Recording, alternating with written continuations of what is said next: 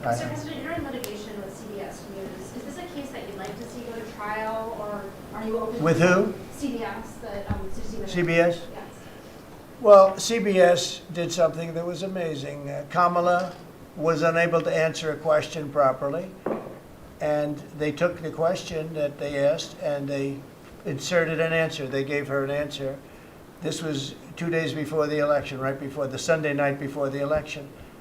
And they wrote out they put her words from another question that was asked about a half an hour later, and they put that into the question.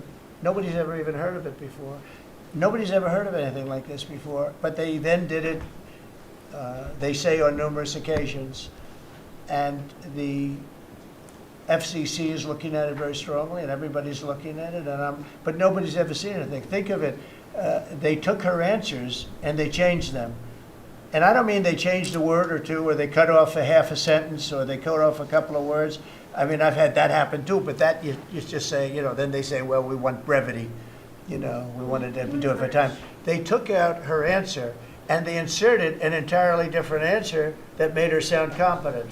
And they did this, and nobody's ever, I thought I've heard of everything when it comes to that stuff. No, I've never heard of it. Nobody's ever seen. So we sued, and we are in discussions of settlement. What would a number be like? What's a number that you would?